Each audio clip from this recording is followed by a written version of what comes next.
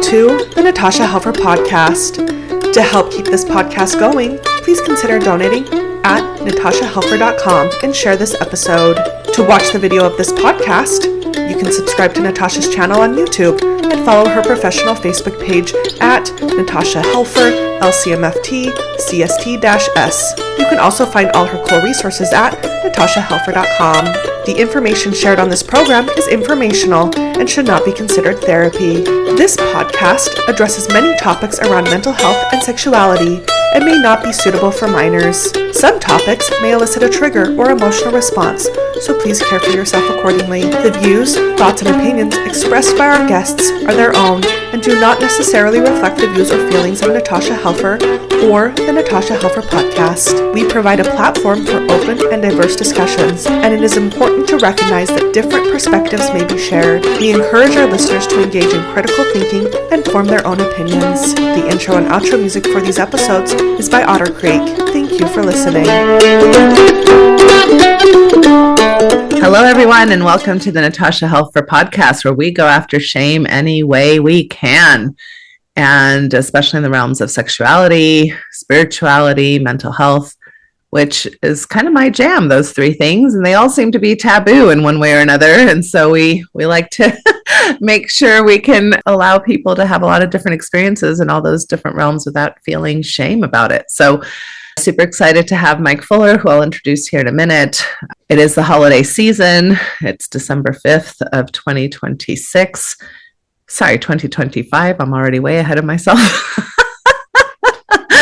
And I hope you're having an okay holiday season, right? We just went through Thanksgiving, and I know these are tender times. Sometimes they're beautiful times, nostalgic times. They can be difficult times, depending on all kinds of things, from seasons to weather to family relationships. So I just want to give a shout out to all of us who are managing these times that are complex in many ways for many people. I also want to just do a quick shout out for my Learn Religion Therapy platform for therapists and counselors, learnreligiontherapy.com. We will have Julie Hanks on in January, giving a presentation on how to work with religious trauma from the lens of sin versus symptoms.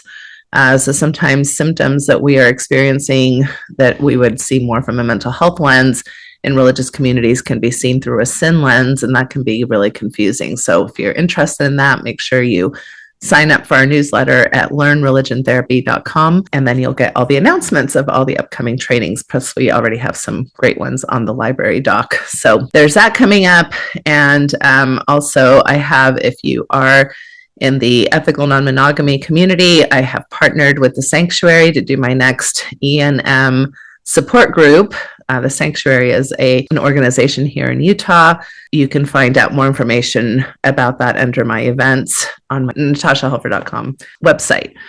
So I usually do that online, and all over the world people join me, but this time we're going to be doing it both in Salt Lake City in person and also online for those who can't join me. And I only have room for about, I think, 15 couples. So if you're interested in that, please let us know and we'll get you signed up. That starts on January 20th. All right, those are my announcements. Now, on to our guest, Mike Fuller. He is a licensed clinical social worker. He is a certified clinical trauma professional. He's a therapist completing his certified sex therapist training through ASECT. He is specializing in healing that complex intersection of religious shame, identity, and sexual health. So we're very similar in our professional interests that way. And I've known Mike for several years, especially through his association with the Mormon Mental Health Association. He is the founder of the Fuller Counseling Group, providing sex-positive telehealth throughout Idaho and Utah. And he is a current board member of the MMHA, which I just mentioned, and also the Idaho section lead for ASECT, the American Association of Sexuality Educators, Counselors, and Therapists. His clinical approach is deeply informed by his 20-year career as an LDS seminary teacher. We have had Mike on the podcast before. So if you want to listen to more of like his personal story and how he went from being a seminary teacher to a mental health professional, you can definitely tune into that episode. That was a foundational shift for him, which he summarizes as moving from orthodoxy to compassion. This unique perspective allows him to address the specific cultural conflicts that affect intimacy. And he describes his career shift from a conservative religious educator to affirming sex therapist as his best 2 years. So I think that's lovely, that framing, and I'm with you. It's hard in a lot of ways, but it is so enlightening and liberating to have different perspectives come into our lives, right? So let's see, Mike is the creator of the COMPASS acronym, which is what we'll be discussing today. It's a practical structure used to teach and integrate core sexual health principles into your relationships. And his mission is to guide individuals and couples towards sexual autonomy, integrity, and genuine shame-free connection. So welcome to the show, Mike. Thanks for having me, Natasha. Good to see you again. Absolutely. It's so nice to see you again, and excited to talk about something that I think we both hold very dear, which are the principles of sexual health. So yeah, let's just get started. Tell me a little bit about what you're hoping to cover today, especially from this lens. I think you wrote a blog post called "What I Wish We Would Have All Learned in Sex Ed," right? So we know historically here in the United States, sex ed, usually when people think of sex ed, it usually feels like some public school education system where we all learned about how a sperm goes into an egg and makes a baby.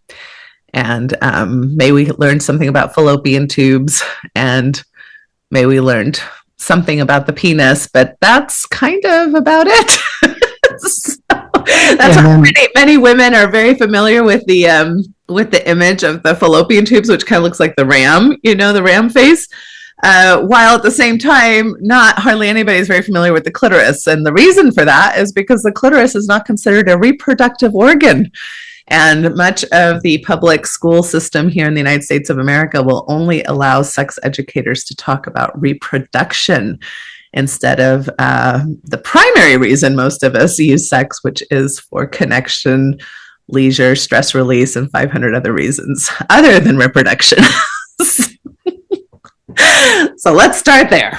Yeah, I think I'd call this what I wish we learned in any school, either school or Sunday school or graduate school. There's plenty of, these are topics that I didn't get covered in my graduate degree program, that's for sure. But yeah, most sex educators were familiar with the 6 principles of healthy sexuality based on the research by the WHO, World Health Organization, and then Doug Braun-Harvey and Michael Vigorito. I hope I pronounced that right, but just a lot of stuff I learned. Being both a teacher and a therapist, I take a lot of information and then try to disseminate it in a memorable way. So I just use the acronym of a compass. I think it's a good little symbol. Like, what better tool to have to guide us sexually than a compass? And just this past week, I taught these principles to a client, and I said, "What are your thoughts?" And they said, "I wish I learned this when I was a kid." Wow. Yeah. Well, and right off the bat, if you're listening and you're a parent, we would really encourage you to be thinking about what kind of sexual education you're offering your preteens, your teens, especially some of the concepts we'll be learning today, and that of consent. Consent starts so early in just how we teach kids to hug, to wrestle, to tickle, to play around or have even some tussling arguments with their siblings, and a lot of times we're not necessarily focusing those parenting opportunities on consent and allowing people to decide whether or not they want to play in those kinds of ways or want to hug grandma in those kinds of ways. Or so these lessons, yes, they do obviously apply to adult sexuality, but how we use our bodies is something that also happens in platonic relationships and family relationships and things of that nature. Yeah, that's the first one. So using the acronym COMPASS, the first letter C is for consent. It's the most universal sexual health principle on the planet. And it's, freely given. It's our right to give and take away at any time. And I like to ask clients or even parents, like you said, so I'm curious, Natasha, what messages did young Natasha receive around consent? I would say I did not even hear that word until I was in college. Yeah. I get answers from people like, I was told that I could not say no to a boy if they asked me on a date. Or like you've mentioned, I always had to hug an older relative if they requested it of me. So those are just interesting things. Not interesting. Some sad. Some positive, but some sad stories that you and I have heard from clients about not things they've been taught about consent and things they haven't been taught about consent. So, are you familiar with? I'm sure you are, but we could go over the FRIES analogy, the acronym that's put out by Planned Parenthood and others. It's freely given, reversible, informed, enthusiastic, and specific. Right? We could talk about those. And then, are you familiar with I think it's the intimacy directors and coordinators? I attended a training where in theater, we have this within the last decade, this position in theater and movie productions of intimacy coordinators. Yes. And they use this. Yeah, and they use the CRISP acronym, which has some overlap, but instead of freely given, it's considered. So, hey, what are your considerations as an actor? It's also CRISP, reversible, informed, specific, and then the last one is participatory. And so you might not be free, but might not be specific like in our other relationships, but at least you've taken consideration. So just a couple of different, depending on the time or whatever, a couple of different things we can teach clients about consent. Yeah, I like all of those acronyms. They're all great. I'm glad you're mentioning Planned Parenthood. They have so many sexual education resources on their website for parents and for teens. So I really recommend. I think Planned Parenthood, sometimes people have a lot of opinions about them just due to their, I guess, ideology around abortion, but that is just a small part of what Planned Parenthood plays. So regardless of your ideas about that, they just have so many resources around sexual education. So there's also I was thinking about it and now it slipped my mind, but there's like a teen magazine that also has a very good website for sexual education, but I'll have to come back to that because I don't remember now. I think what I'd like to pause for a minute and talk about with consent, I'm really glad you brought up the messages. I did grow up with the messages of, we gender consent a lot in our culture. I think even the idea that I grew up with was a woman was to wait to be asked. That was my role. And if I was going to ask a boy on a date or ask a boy to dance, that might be too forward or too slutty or too something. And so I don't think that's good consent education. That just says I have a certain role to play. And I think because we were given that download as women, right, that we're supposed to wait to be asked, that then it's the onus is on male counterparts, especially from a heterosexual lens, which is how most of us were raised, because that's a whole nother issue with sexual education, right, is that we're given only a very heteronormative view of sexuality. But then men are downloaded with this, well, I need to be the aggressor, I need to be the initiator, I need to be the one who asks. And because that's hard, and that is hard to do, it takes a risk, then we were given the message, well, it's so hard for them, and we want to be nice. We're supposed to put our body on the line to protect somebody else's feelings. And that can be as simple as a dance that I would say yes or no to, all the way up to even in marriage, then kind of the role is, well, I don't want to hurt my spouse's feelings. I don't want to disappoint them. I don't want to not meet their needs. So therefore, my body needs to go on the line for another person. And this also happens with 5-year-olds and grandmas. Yeah. I like what Cammie Hurst teaches about consent. You've had her on, I think, with her research around duty sex. Yes. And, never say yes if you're below a 0, I think is what how she words it. I apologize if I'm not quoting her correctly, and I'll teach clients that. So you might be at 0 or neutral, but so you might want to, say yes or yes, but maybe this or that. But we want to never say yes if we're in a negative. If we're our desire rate, however you want to rate that. If you're in the negatives, then we want to be able to hopefully be in a relationship or in a situation where we don't say yes. We say not now, or thanks for asking, let's do something different because I care about you. But we want to never say yes when we're in the negatives. Yeah, I would agree with that. One way that I've spoken about that is like measuring a sexual discomfort scale, where like a 10 might be like disgust or nauseous or panic attack, and 0 is kind of neutral, like you're saying.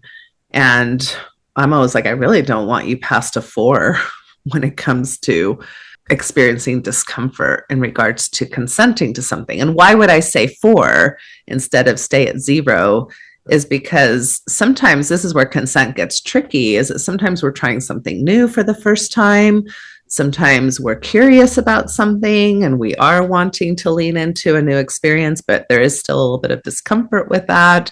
Sometimes we do want to accommodate a partner, but not to a level that would sell us short, right? So consent can be a little murky sometimes. And even if you're working on sexual goals, like sometimes as a sex therapist, I'm asking people to lean into maybe an exercise that doesn't feel completely comfortable yet. So some level of discomfort is actually part of growth.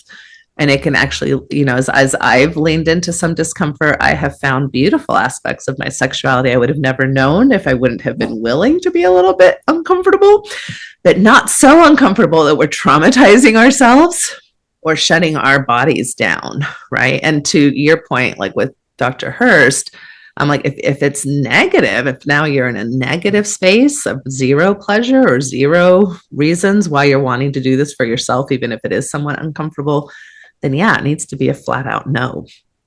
Yeah.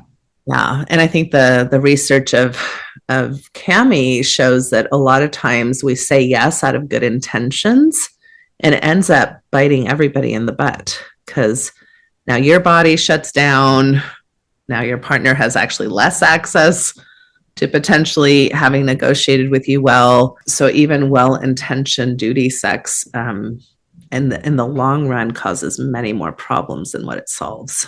Yeah, I use another acronym with clients talking about TLC. If I'm asked, if maybe a lower desire client, has a higher desire partner saying I'd like to do X, Y, and Z with you, I'll say T, let's say thanks. It's important to stay connected.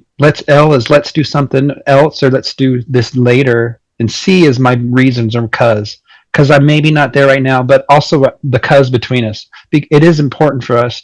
So thanks. Let's just cuddle instead. Because I'm not that I am in a negative.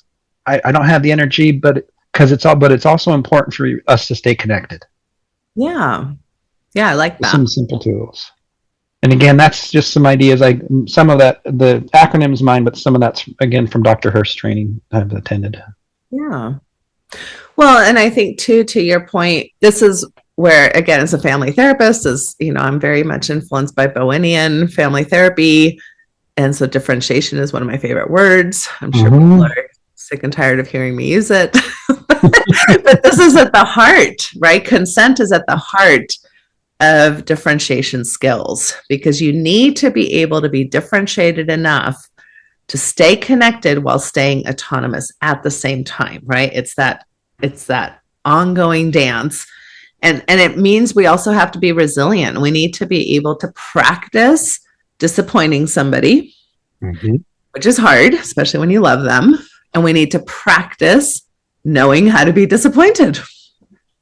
And if you're the one disappointed, so if I receive the no, if I receive that TLC no, then I want to respond with the TLC. Thank you for letting me know where you're at. Thank you for telling me, let's do what you suggested. Because it is important that you can say no to me because I do love you and I wouldn't want you to, whatever, if you say -4, I say 0 with clients, whatever language therapists and clients use together is going to work. I don't want you to go to say no, to say yes when you're in the negatives. Wow. And what I do with clients, I just broaden neutral. I just say, hey, there's 10 plus 10 desire over here. There's -10 desire over here, but the neutral space is huge. Let's make the neutral this big. Natasha will say, take it to -4. Mike will say, it's the same idea. right? You might be neutral. You might be in, it might be a big space, and teaching clients to keep their touch in neutral. It's like, hey, Dr. Barry McCarthy, who's my supervisor, he talks about the gears of touch, and he starts with one, as affectionate, and he goes all the way up to, erotic and intercourse, but he doesn't have that zero gear that I like to, hey, let's talk about regulating touch. It's emotionally safe. It's just, we're just regulating with each other. It might be more connective or pleasurable, but it's just, and it can be anywhere. You can be anywhere wearing anything or not. We can have arousal, one of us or both of us, but we can, if hey, let's just regulate together. That's if you're in neutral, let's do neutral. Yeah. But consent is the universal principle, and we could probably talk about that the whole time, and it's fine if we do. Yeah, it is universal. It is multicultural. Mm-hmm. It seems to be an important aspect of almost every culture out there. So that it's anytime there's a universal kind of truth that all humans have landed on, I'm like, oh, that's important to pay attention to.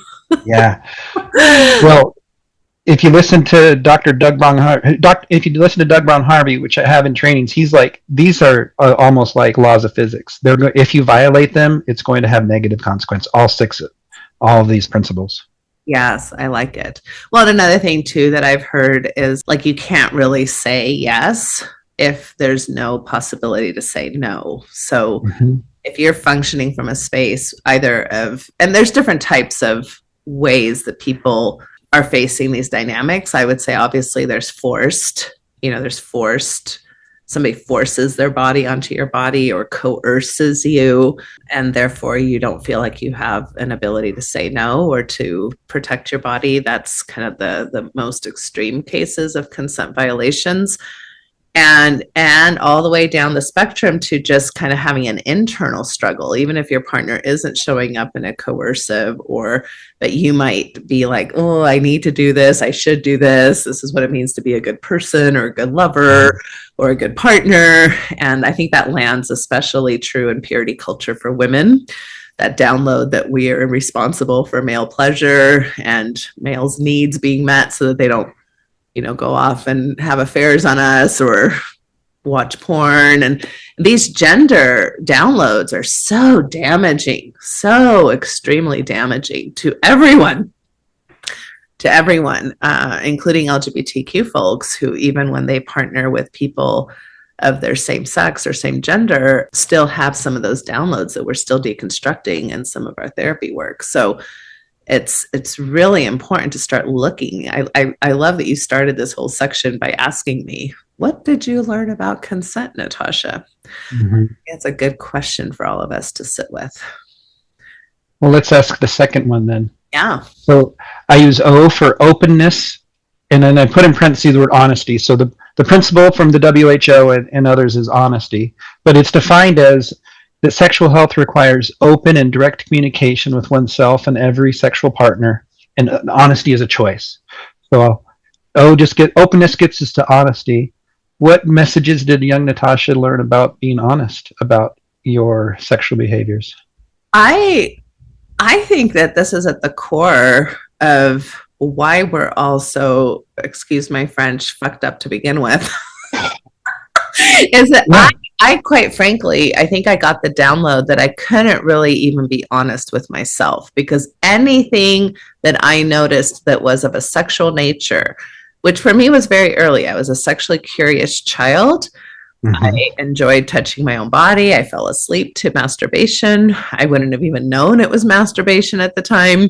I mean, I can't remember a time I didn't masturbate, right? So I'm talking about 3, 4, 5 years old, I was doing that. And so then I'm getting the download, especially from my religious and even family culture, that this is not okay, right? Yeah. So then I'm noticing things about my sexuality that I cannot honestly integrate into my own lived experience. So then how in the heck am I supposed to be honest or open with another person when I can't even really, from a space of non-shame and just normative sexual development, understand myself to begin with? Yeah, we could, if you, it'd be great, I think, if we just spend an hour on each of these, but this goes into that messages I hear clients or others say that the message I receive is if I'm honest about my sexuality, I'll get in trouble. Yeah. Right. And to be able to, be who, Galen Faust talks about, we all have a neurotic birthright. And the message we receive is, don't, it's wrong, right? You're familiar with I think it's from Emily Nagoski, the 3 M's, right? The medical message says we're diseased. These are the 3 main messages we get, right? The sources of messages around sex we get from cultures. The medical message says we're diseased. The media says we're inconsequential, we're inadequate. And the moral message says that we are evil, right? And so the message is, a lot of clients talk about messages they got from bishops' interviews around, hey, either I lied or in those or avoided them. Others I've heard say that, oh yeah, the message was, a bishop told me that because I had repented of this activity, it never happened, and I should never tell a future partner or spouse about it. I got that message as a confessor, mm-hmm. Which I think, again, was protective, weirdly protective. Like, I think my bishops were trying to protect me because they knew if I told future LDS men that I'd had sexual experiences, that might limit my dating pool, which is a whole other issue. Yeah. But it actually completely messed up so many of my relationships by not being able to share who I was, what I had lived through, what I was about, because I did take them up on that offer, to just keep it to myself. I thought that was the righteous way.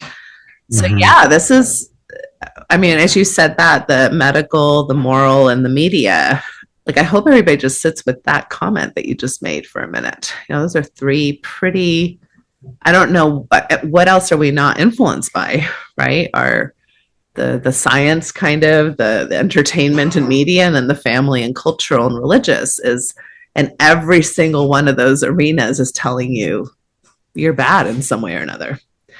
And this is probably the most tender stuff I work with couples on, is learning how to be honest. Because honesty is so scary. It's like, if I really show you who I am, will you leave me? Will you abandon me? Will you be mad at me? Will you divorce me? Will you not let me have interactions with our children? And we've seen all of that in Mormon land and other conservative cultures. There's high cost for being honest. Yeah. I use the word vulnerability with clients all the time, being curious and vulnerable. And the fear of being vulnerable, right? Many couples, I'll have one partner, usually the male, if it's a heterosexual couple, will have this private sexual experience that they learned, like you did when they're young. So it doesn't have to be only male, but one partner might be afraid to share that I learned when I was a little kid, that if I touched myself, it was a stress reliever. And it's a coping strategy I have, but it's this private sexuality. Then you get into like you've mentioned, you get in these relationships and you're told, keep that private.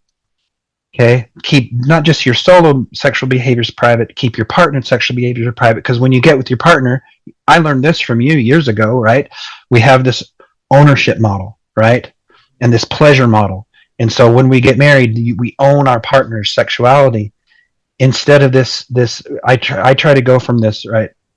And then we need to perform for our partners. So going from a performance model to a pleasure-based model, and to connect those, to have the vulnerability to say, I'm feeling a negative emotion right now. This is when I normally would go turn to pornography or masturbation, and I'm turning to you instead, right? We got Gottman language here, turning away and turning towards. But it requires vulnerability, right? Solo sexual behavior, masturbation and pornography, right? It's safe. You're almost always going to guarantee a positive experience and or outcome, right? You're free from emotional vulnerability, right? It's emotionless.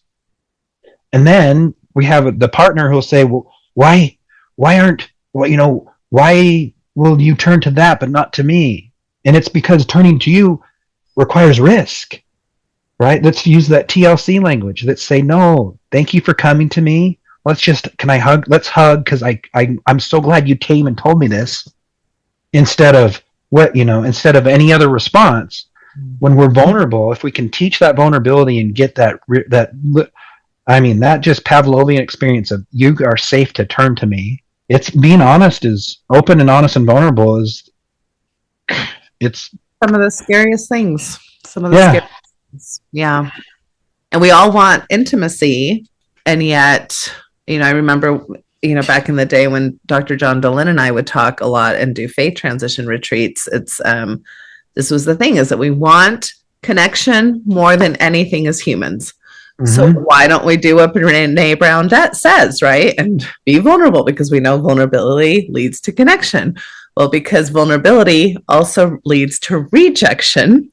And so you're wondering, well, am I going to get rejected or am I going to get connected, right? And that's a risk. And even though we are desperate for connection, the fear of rejection is so instinctually self-protective that we will typically opt out of the connection just to avoid the rejection. Ooh, yeah. Lots and lots of pack animal dynamics, right? we could talk about honest. Being vulnerable, open, honest, and vulnerable for another hour too. Yeah. Well, and as you say that, it was a few years ago that I did do a podcast on every single sexual health principle with Doug Brun Harvey himself. So if you haven't listened to those are in my archive section. They're brilliant. Doug Brun Harvey, I'm so glad that you're training under him. He's amazing. I always walk away from things with him enriched and with better language. And he's the questions he teaches therapists to ask are helpful. Yeah, they're profound for sure. All right, so let's move into your M. Yeah, so C is consent, O is openness or honesty, vulnerability. M is mutual pleasure, right? It's pleasure is individual and important to communicate, and it's the primary motivation, right, for sex, whether it's solo sexual activities or giving or receiving partnered sex, right? What messages did young Natasha learn about pleasure or mutual pleasure? Yeah, so I think I got the downloads that, first of all, pleasure is something that is earned, because you have to work first. So you have to earn your right to have pleasure, because you got to be productive. And then I think, because I was also downloading a lot of female messages, it's like other people's pleasure is more important than mine.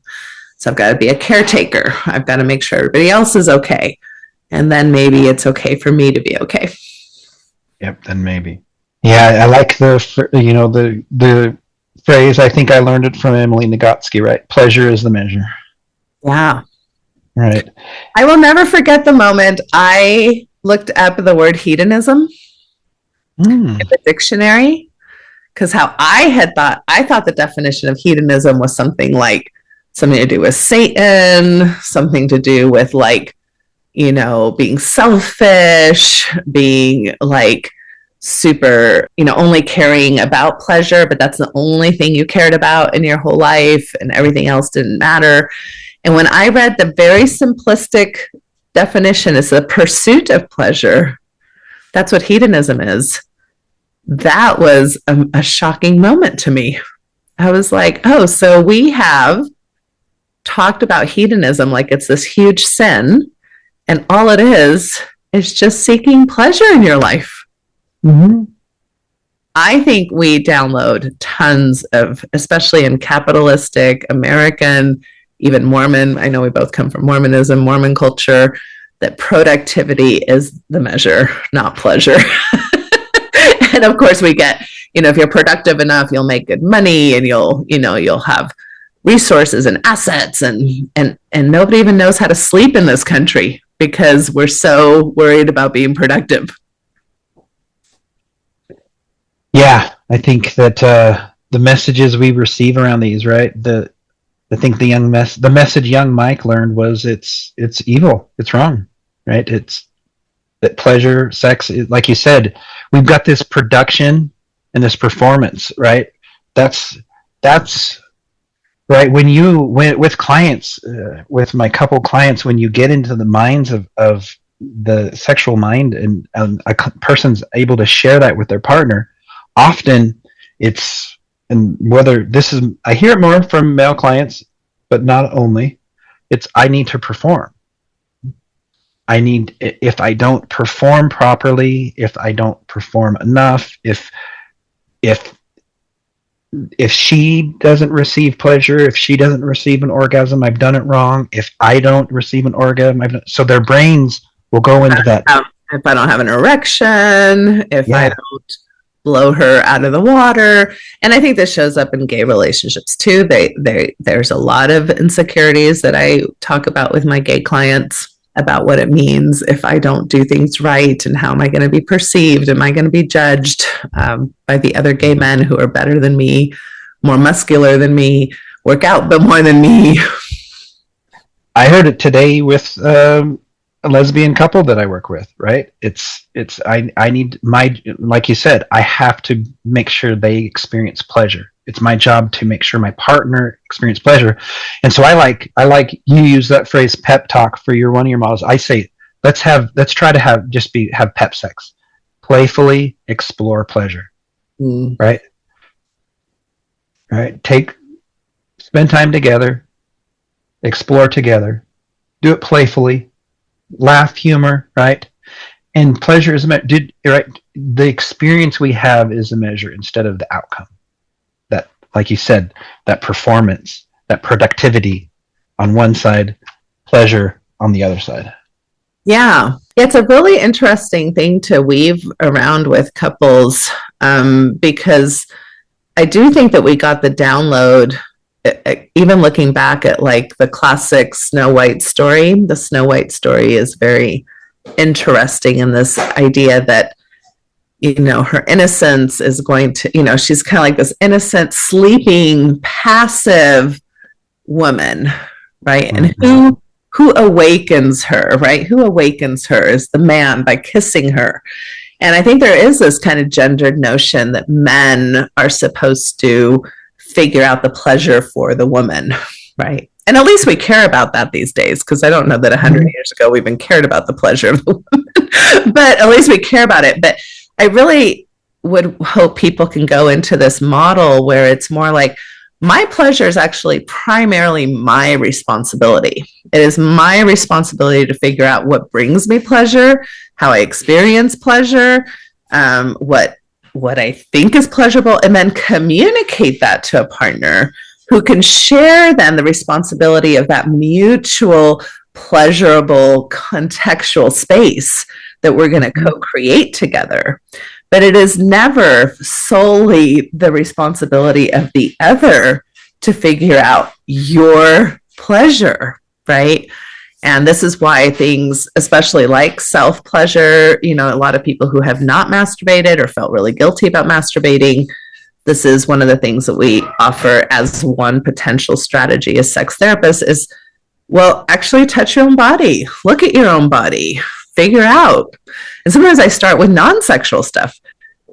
What does your body enjoy outside of sex? Does it enjoy the warm sun on the skin? Does it enjoy a warm water shower? Does it enjoy certain foods that you eat? And how do we lean into pleasure in our lives? And for a culture that talks about the happiness plan, feminism, and we are the worst at knowing how to lean into just pleasure for pleasure's sake.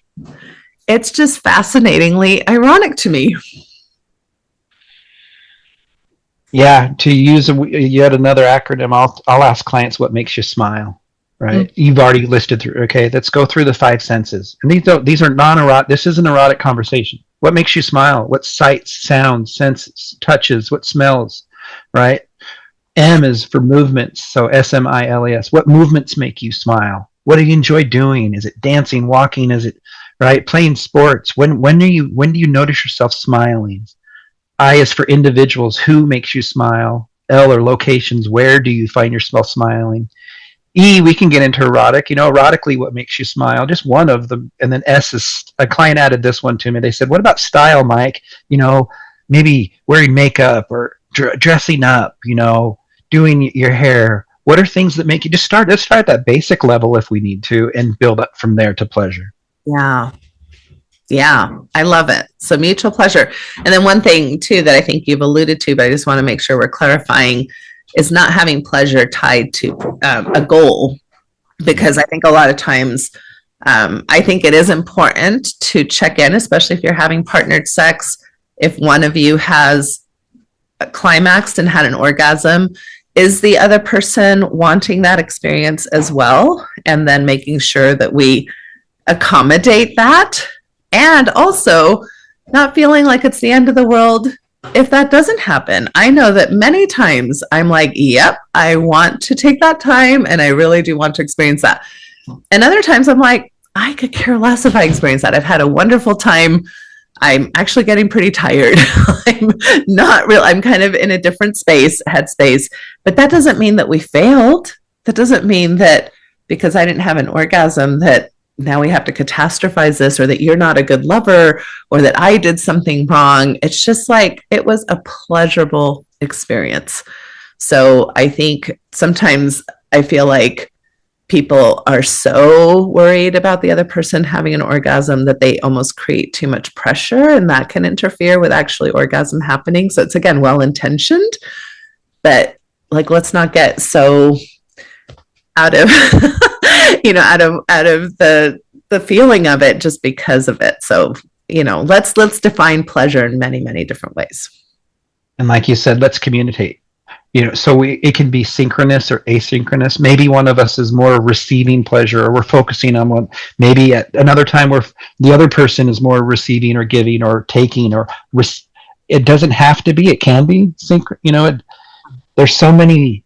But if we're just playfully exploring pleasure, it's a positive sexual experience, instead of, oh, I didn't perform, I didn't produce. So we want to trying to get from, I'll say to clients, if performance and producing are on this end of the spectrum and pleasure's over here, where do you feel that you're at in your sexual activities with each other? Yeah. And do we communicate that with each other? Love it. Yeah. So the M on the compass is mutual pleasure. The P is prevention and protection from unwanted consequences. And this is all about balancing pleasure with safety, right? So these are topics we'll often avoid, right? This is a lot to do with unwanted consequences. Are typically, the attraction of an STI or maybe an unwanted pregnancy. And in a nutshell, this principle is a lot to do with fluid management. Mm-hmm.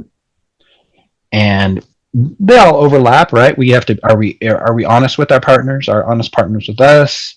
Are we getting tested if we're active with more than one partner? So there's a lot we could get into with the prevention and protection. What messages did young Natasha receive about? I feel like this is all I received. It's kind of in a very fear-based way, like, absolutely don't you even consider coming home pregnant. That would be the worst catastrophe ever. And I don't know that anybody actually said those words to me in exactly that same way, but that's what landed, that would be the worst thing I could ever do to my family, to myself, to who knows, my life. And of course, we did get, I grew up in the 80s where we were dealing with the HIV, pandemic, really, and a lot of fear-based, shame-based sexual education, that even if you, and really where the United States went really hardcore, detoured into abstinence-only type of sex ed. And so it was a lot of fear, but actually not a lot of great information. It's not like I really learned about condoms a whole lot, or it was just like, don't do it. Don't do it. Yeah, I think fear is such a powerful motivator, both for individuals, both for a couple, right? That fear of vulnerability, I could be rejected. Societal fears, right? We know that in cultures and countries where children receive a more comprehensive sex education, they delay their teenagers report delaying their first sexual encounters, less sexual activities, and less unwanted consequences, like we're talking about right now. less unwanted pregnancies, less sexually transmitted infections. So it's a message. It's a sexual health principle that is important. Yeah, especially in a country that seems to be very, religiously, I guess, influenced. We have many, many people who are so anti-abortion, but we're not doing a whole lot in really helping prevent unwanted pregnancies in ways that are known to be effective.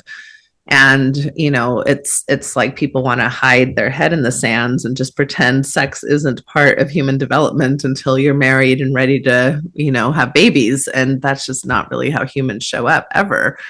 And one clarifying thing I want to say from what you said, it's not so much that in these countries, the young people are not having sexual experiences. They're not having intercourse.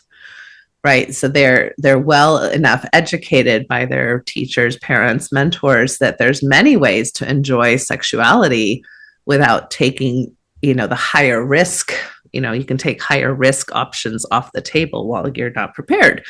So there's a lot of mutual masturbation, there's dry humping, there's, it's not like teenagers in the Netherlands are not being sexual with each other, but they're educated enough to stay away from the riskier types of sex that can lead to some of these consequences. Yeah. I think there's the fear, like suicide, sex and suicide. If we talk about it, it'll cause it. And I don't think those are valid fears. It's actually shown to be the opposite. The more we talk about it, the less risk there is. Mm-hmm. Yeah. And that is hard. It's hard when we were, parented with such shame, educated with such fear.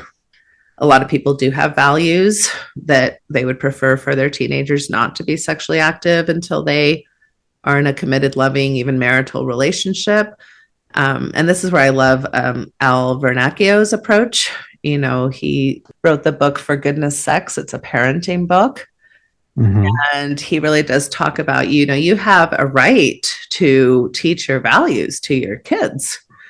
And you also need to teach them just basic education. And he makes the metaphor of kind of like how we teach kids to drive. And we all purchase car insurance. And the purchasing of car insurance is not permission for you to go get into a wreck. That doesn't mean that we're like, yes, please go, take all the risks. No, we still want you to follow the values, the principles, follow the laws, of the land, etc. But we do have this safety net because sometimes things happen and you need to know how to put on a condom, how to ask for a condom to be put on. And we do know that the more uneducated kids are, teenagers in particular, even emerging adults, around these things, the less likely they know how to advocate for themselves and protect themselves. They don't have the language. They don't know what to do. They're caught in kind of those freeze, kind of fawn types of approaches to being in a new space and not sure how to proceed. And they're not prepared. And those are the people that are most likely to have an unwanted pregnancy in particular. And if pregnancy is an unwanted consequence, so P is protection and prevention from these unwanted consequences. I like what Gabrielle Blair says in her book, Ejaculate Responsibly. Let's shift the gender responsibility a little bit here, right? Yes. Men are responsible for all unwanted pregnancies. And so I think it started out as a blog post and turned into a book. Here's 50 arguments as to why, abortion and unwanted pregnancies is a male issue. Yes, and I will say amen to that. What we're seeing currently in regards to legalizing women's bodies or legislating women's bodies around this issue is, quite frankly, in my opinion, evil and very, very difficult to stomach. And we have put the onus on the female body around that topic for sure. Okay, great. Let's move on to the next one. Okay, A is for autonomy, and it's the principle of non-exploitation. And so I use just the word autonomy. We should have the ability to have control over our bodies and not be exploited. So that means we're free from power and control of others. And most people don't strive to become skilled in sexual exploitation, but it happens, right? So where consent is a physical violation, exploitation can often be more of a verbal violation, right? I verbally, right, have exploited. I use my power and control. I've exploited somebody, and it goes to that honesty issue where if I don't keep my sexual contracts with my sexual partner or partners, I'm exploiting their assumption that I'm being honest. So this is where we get into secretive, cheating, extramarital activity, extra partner activities, where it might be. If I'm not honest with my partner, I'm exploiting them because they're assuming that I'm being honest with them. Mm-hmm. I'm curious if what young Natasha and young Mike learned about exploitation as in our upbringing. Well, I think, quite frankly, if I'm going to be honest, I learned that exploitation was healthy and good because, in a way, that's really what my church did to me. How so? Just by, ignoring any autonomy of myself. And I just had to fit into what their ideas were about who I should be and how I should show up and what I should want for my life, including whether or not I should have a career, especially as a woman, whether or not I should have children. And so there was a lot of coercion,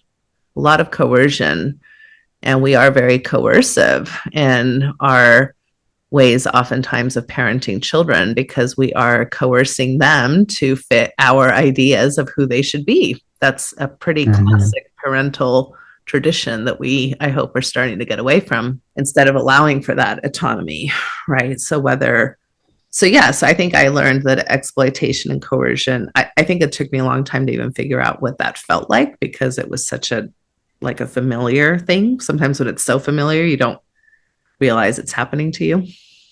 Mm-hmm.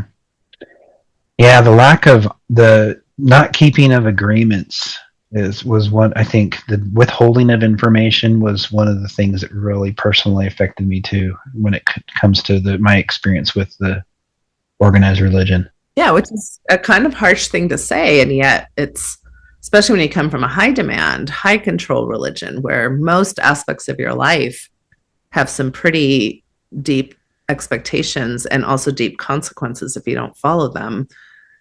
That is coercive. Yeah, I think we're safe to say polygamy, institutionalized polygamy, is a coercive, exploitive practice. Absolutely. It's the exploitation of, if you don't, right?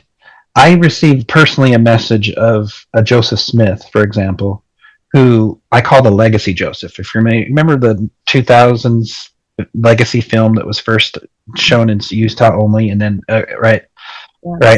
This defender of Emma, this good neighbor who taught some immigrant, hey, I'm cleaning the rug, I'm doing women's work, right? I'm faithful, right? We have all of these priesthood and relief society manuals that would talk about every president of the church, and they put in there the marriage of their first wife, but they omitted the marriages of their extra wives, right? I personally did not see, and I've done research, I guess maybe in the 1990s, one sentence I was put into, not until the 2010s did I personally, even as a church employee, ever see a church-produced publication saying that Joseph Smith was a polygamist. Any publicate, right?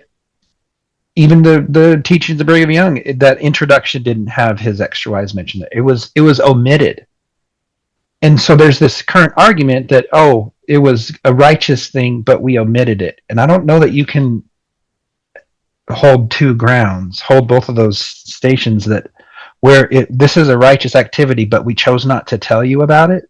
You had to learn it from other books. There's other books, but so that I feel was exploitative. Yeah, I would totally agree with that. And I think at some level we're all dealing with that because, of course, all of us have expectations that are put on us by other people. But when the costs are so high, and I think especially in all realms of Christianity, for example, the cost is eternal damnation if you don't comply with what other people want you to look like, be like, and also from a sexual perspective, fit into a certain box. I don't think that we completely understand how much that download is damaging to us, and why I'm a very strong believer that I don't believe hardly any of us are not dealing with some level of sexual trauma. That sexual trauma, obviously there's physical sexual trauma, which not all of us have experienced, but I don't know hardly of any of us who haven't experienced psychological sexual trauma. Back to those 3 M's that you gave: medical, media, and morality. Where do we not get messages downloaded that we are not okay sexual creatures? And what's the number one concern that Emily Nagoski said got her to write her book is, am I normal? Yeah. Yep. Am I normal? Am I normal? And all of us are walking around thinking we're not normal. How is that normal? I'm guessing too, we hear it every day in our offices. It's not normal that I enjoyed this, or right, going back to honesty and openness, right? I have either dreams, fantasies, or behaviors. They're 3 different buckets, right? It's normal to have fantasies. It's normal to have sexual dreams that might not make sense to you.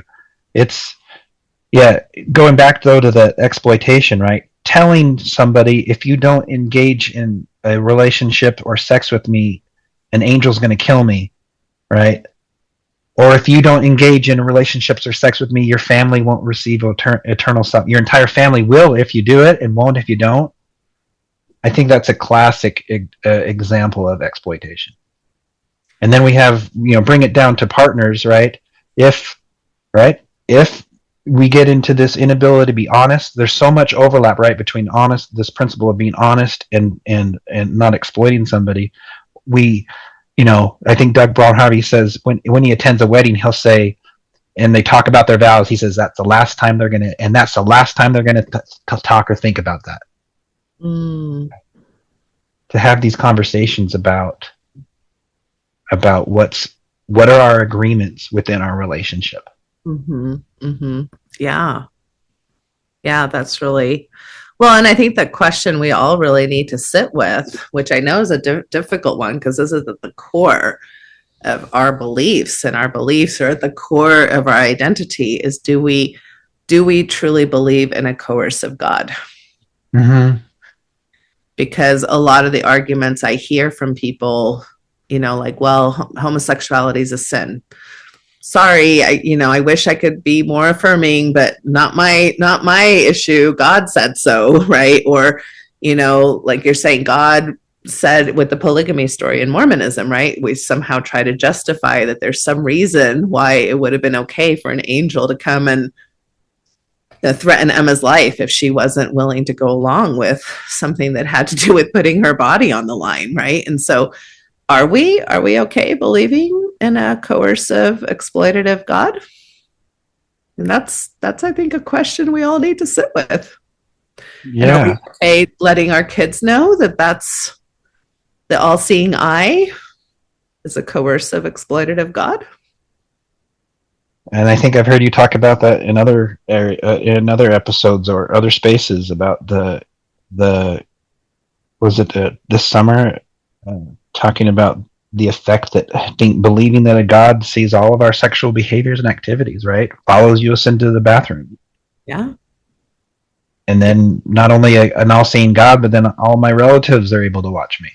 Right. And then the boogeyman, right? Satan, he somehow has some way to figure me out enough to know how to tempt me. So where do I have any privacy in my lived experience? And I think many of us, if this is a hard thing for you to hear, I agree. These were very hard things for me to face for myself. And I think I remember many times thinking, I'm not oppressed as a Mormon woman. I'm not, I have lots of power. I have leadership callings. I have, I'm a good public speaker because of Mormonism, which actually I do give Mormonism a lot of credit for that. And yet that is the ocean we're swimming in, is coercion and exploitation and oppression in ways that we can't even really understand, because it's the water we swim in. How does a fish explain it lives in water? Yeah, I think that segues right into the first S on the compass, which is shared values, right? That's knowing your values and respecting the values of others. And is it one of my values to be part of an organization that I think is either its leaders or currently in the past or present was exploitive? So that our values can include our beliefs, they can include our ethics, our attitude, our morals, but what values did young Natasha learn about sex? I think all the values, I really downloaded the value of sex being sacred and special and only in special places, right? Like the marriage bed. And so a lot of my sexual values were, again, not things that I completely disagree with now. I do think sex is sacred. I do think sex is special. But the way it downloaded was very non-erotic. So it kind of divorced me from my eroticism, because it was more like, it's special, it's sacred, it's a sacrament, a loving embrace with your partner.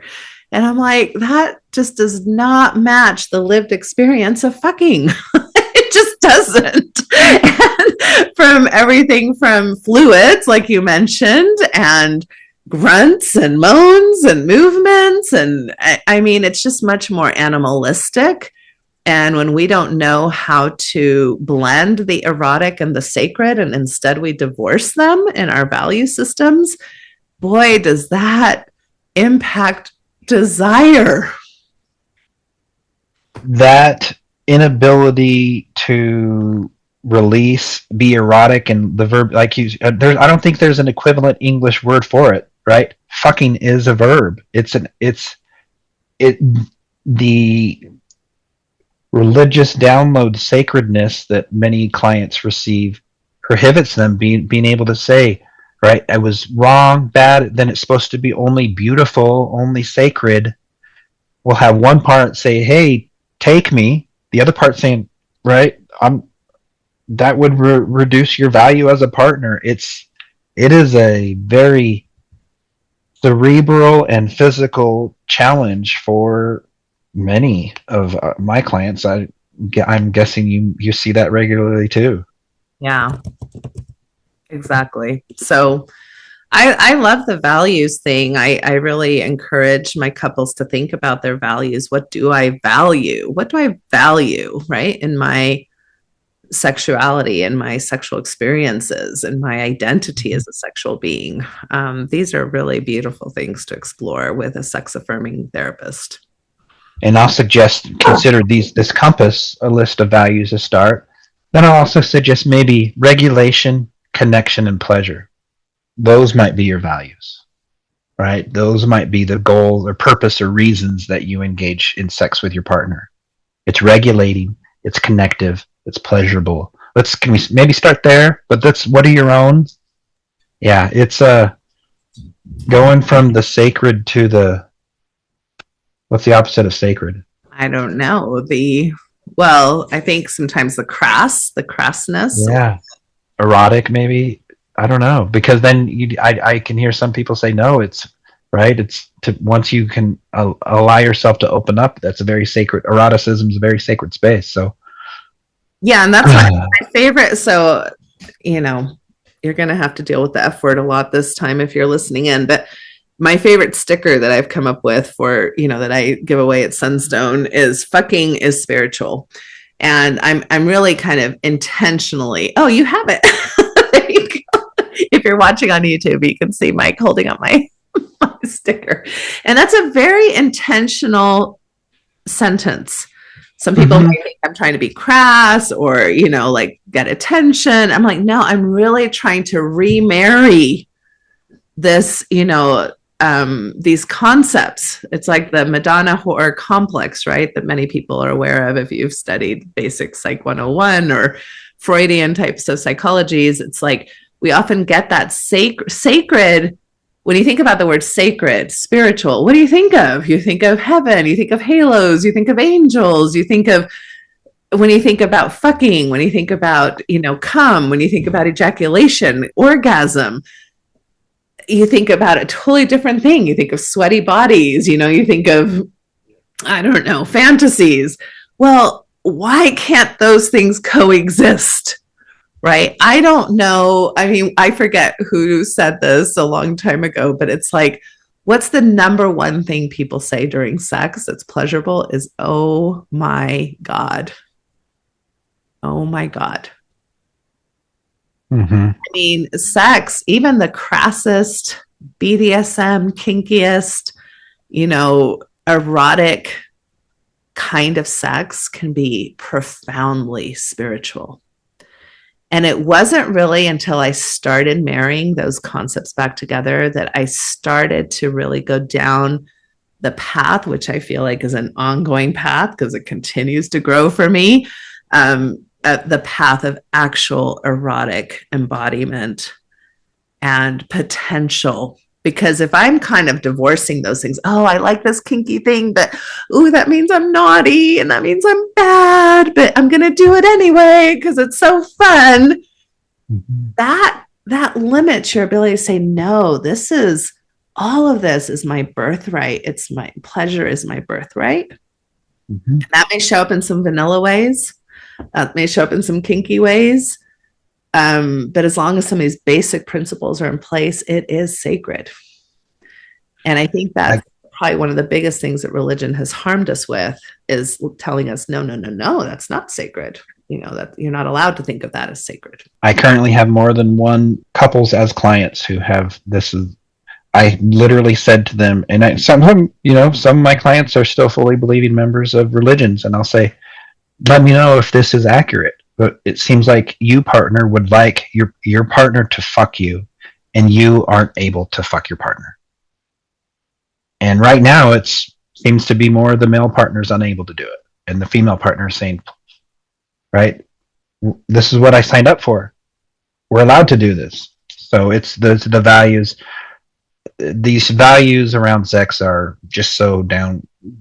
Right. I like the analogy of the garden that Emily Nagoski uses in her book, right? Come As You Are is a great book for everybody to read, right? We're all given this garden of sexuality that when we're born, it's all of these people in our lives planting these moral messages, these media messages, these medical messages. And then as adults, we're said, now it's your garden. We can pull out what you want. You get to have that, like you teach, right? Give yourself permission to take things out and to examine things and keep things and plant new things. Yeah. And with the values thing, I know we're running out of time, so we want to wrap things up. But with the values thing, I really encourage couples this is back to differentiation, is mm-hmm. to assume you're not going to have the same values. Not all of them. You're probably going to have a mix of things that you both value and differences. Like one person may really value novelty. I was just having this conversation with a couple this week, which is a very common conversation I have. One person really values novelty and trying new things and being curious and being playful. And the other person is like, gosh, I really like our routine. I really love what we have figured out works well. And I know that I can just count on that to happen. And okay, so one of you values stability and routine, and one of you values novelty and curiosity. Does that mean you're incompatible? Because a lot of times people tend to catastrophize these things, right? It's like, oh, well, then we're incompatible. It's like, well, maybe, but usually we can find a lot of middle ground in between these values, and if you lean into your partner's values, it helps you diversify yourself too. Right. And I know that I've been very influenced by my partner's values and styles. And some of that sometimes is annoying because I'm like, oh, that's not really my cup of tea. But sometimes I'm like, wow, I didn't even know that could be my cup of tea. And now it is my cup of tea. And if I wouldn't have leaned into that, I would have missed out on this whole realm of my sexuality. And I think sometimes when you have the curious novelty ones, it can be good to lean into that.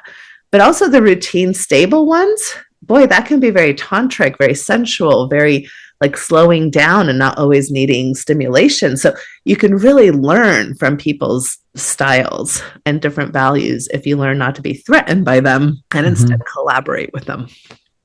Yeah, so explore your own values and discuss them. your values and ask your partner about their values. Yeah. And the last S on the compass is safety. It's not separately taught by Doug Von Harvey and others as a separate sexual health principle, but I think it is worth at least mentioning, if not for to round out the word compass, but sexual health is the balance of safety and pleasure, right? We could go in now forever talking about having a sex positive approach, right? As long as everyone's consenting, can leave freely, and it isn't experiencing unwanted pain, it's a healthy sexual experience. Yes. Well, and I think safety, I think safety sometimes gets a bad rap because there are people who want to play with themes of safety in sexual health. But I think what we learned from both the BDSM and kink community is the only way to play with unsafe themes is to create a safe foundation. Yes. Right. Every training on BDSM I've received says the rest of the world could learn so much about communicating values, making agreements, and aftercare, right? Everything that happens before and after sex. Yes. Right. Having these conversations, making sure, checking in, right? I have clients that engage in this like, hey, I've got my own list of yes, no, maybe lists that I give to every potential partner. If it's a no for them, it's a no for me with that partner, right? If it's a yes, we do. If it's a maybe, then we'll discuss it. So it's just so much that we can learn from those communities. Yeah, and I would say even personally, I'm with a current partner that is so incredibly safe for me. And that safety that my partner provides, and because I know I can say no at any point without having it turn catastrophic or pouting or hurt feelings. And I know that I can bring something to the table that's new and he'd at least be willing to consider it. And I know that there are routine things that I enjoy that he doesn't mind continuing to do, even though he's probably somewhat higher drive and even higher erotic mindset than I am. But that safety that we have, accumulated together as a partnership then allows for so many things, because I'm not worried about that. I'm not going into a sexual encounter worried about, oh no, what's going to happen? And as soon as anxiety comes into the mix, it does interfere with some of what we can do and some of what we can feel and some of what we can experience. So safety, I think, is a beautiful foundation for people to think about. And I don't mean safe because, again, I go back to, it's okay to be a little bit uncomfortable. So I don't mean zero discomfort. I'm talking about even when we're going to deal with discomfort, we have an agreement of how we're going to do that. We're going to pause. We're going to check in. We're going to make sure. And I can back out at any point, especially if my discomfort grows. And we know how to pause, and we feel confident in our own ability to advocate for our safety and in our partner's ability to be safe with us. And I know sometimes this may not, I think another reason why safety gets a bad rap is because for those who are interested in casual sexual encounters with people that they don't know very well, that can be a harder thing to negotiate with somebody you don't know as well. And yet I think it is very reasonable to be able to talk about some of those things and to have casual sex or hookup sex or E&M sex with people that you don't always have. Even in BDSM dungeons, people have sex with strangers, but still safety can very much be prioritized by everybody. I think we've got safety, and then we got that. I think what you're describing too is emotional safety, right? I'm emotionally safe to be vulnerable, to be curious, and we have the skills. We're differentiated. I'll use that word. I love it too, right? I can maintain part of differentiation. I can regulate myself during a disagreement. Right, I can be different. My partner and I can be differentiated. Can have different, like you've just examples you've used. We can have different templates, favorite activities, right? Overlapping activities, but we have the safe foundation, that regulating and emotionally safe foundation in our relationship to communicate those, to explore those, to discuss those. And they're scary topics for people to discuss, and it's nice to have someone to help them talk about it. Yeah, exactly right. Well, thank you, Mike. This has been really a wonderful discussion. I love your COMPASS acronym that you came up with to help people remember the 6 principles of sexual health. I always call them the green smoothie of sexual health. It's kind of like all the ingredients that you should really consider, and then add values on top of those. But I think I would say for the sexual health community to agree that these are foundational values when we disagree on so many things, like, please pay attention. These are important. And I love the comment you made about almost like laws of physics. If you don't have these things in place, do not expect it to go well for you. And so I think, work with therapists who are sex affirming if you've got issues, or that are ASEX certified. And we get a ton more training than most therapists get on sexual issues. So I think both Mike and I are very adamant about looking for ASEX certified therapists, or at least people who've done quite a bit of training on sexuality, because otherwise, I know I did a lot of harm without even meaning to when I wasn't trained correctly. And I feel kind of awful about that. So yeah, check Mike out. His website is fullercounselinggroup.com. I've included as many of the things that we've talked about on the thread and the Facebook thread, and we'll include them in the show notes as well. For those of you who are maybe just listening but want some of these resources, you can go onto my website, natashahelfer.com, under the podcast, and we usually try to make sure we're sharing all these links. There were a few comments, so let's see if I can find them here really fast. Rhonda said something like, "Oh, my favorite 2 people." So thank you, Rhonda, for that. I did get a comment that was unrelated to this. So Kaden said, "I was wondering if anybody can help me with negative feelings towards Mormon family members when you're the only one that's left the church." So that's a whole nother topic. And where I would direct you, if you're still listening, is to The Gift of the Mormon Faith Crisis. That's a project I did with Dr. John Dehlin and his wife, Margie Dehlin. And we really talk through a lot of aspects of faith transition. So I'll just give you that resource if you're still listening. And but Mike, do you have any last words that you want to leave us with? No, I just... right now, my life is a lot of just chuckling at the things I find myself saying that I never imagined would have come out of this mouth 6 years ago as a full-time seminary teacher. So it's quite comical at times. Like all the fuckeries we dropped on this.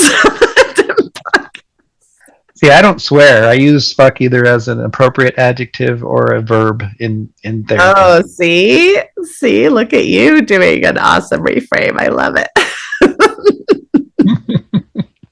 Well, it's always a pleasure, Mike. I wish you well. Happy holidays. And if you're listening, I really hope that you'll take our invitation seriously to consider your sexual health principles, to prioritize pleasure and eroticism in your life if those things matter to you, and to get help, because we're all deserving of help if you're really stuck or feeling like you're in a difficult relational dynamic. And please also remember the concept of systemic blame, right? A lot of times we're stuck on blaming ourselves or blaming our partners when, as we've been talking through this whole podcast, we got so many downloads from different systems that harmed us. It's much easier to heal when we can get angry at the systems instead of each other or ourselves. So have a great night, everyone. Take care. Bye, Mike. Thanks, Natasha. Thank you for listening to the Natasha Helfer Podcast. To help keep this podcast going, please consider donating at natashahelfer.com and share this episode.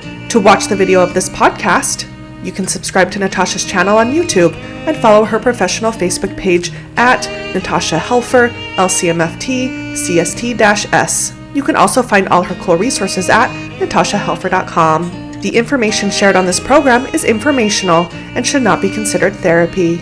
This podcast addresses many topics around mental health and sexuality and may not be suitable for minors. Some topics may elicit a trigger or emotional response, so please care for yourself accordingly. The views, thoughts, and opinions expressed by our guests are their own and do not necessarily reflect the views or feelings of Natasha Helfer or the Natasha Helfer Podcast. We provide a platform for open and diverse discussions, and it is important to recognize that different perspectives may be shared. We encourage our listeners to engage in critical thinking and form their own opinions. The intro and outro music for these episodes is by Otter Creek.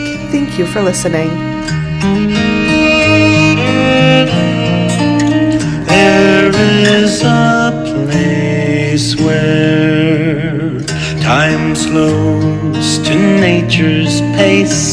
and there is space there to find yourself in her embrace.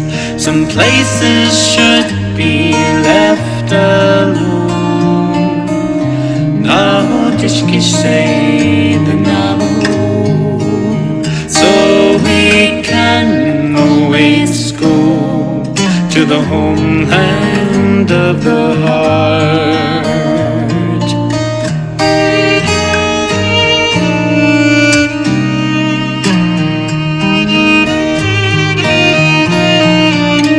10,000 years of our human history etched on her canyon walls, alongside Earth's mysteries. Some places should be left alone.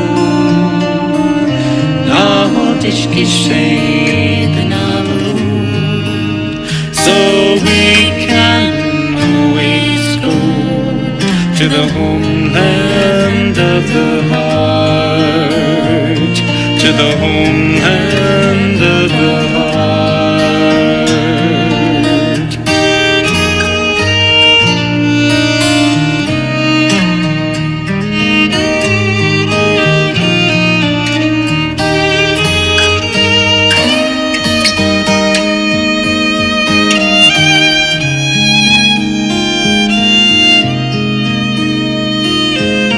Deep in our cities, we sleep without her stars, yet still her presence sustains us from afar. Some places should be left alone.